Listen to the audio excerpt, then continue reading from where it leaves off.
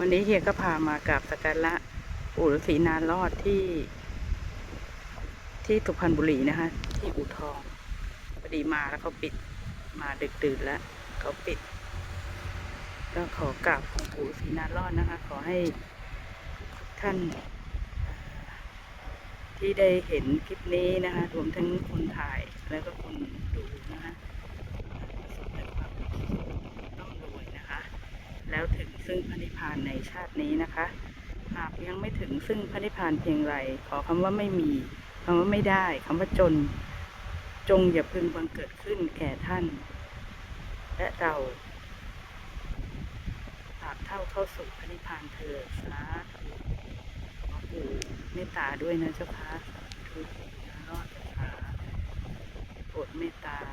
ลูกหลานด้วยนะเจ้าค่ะขอให้คิดสิ่งใดสมปรารถนา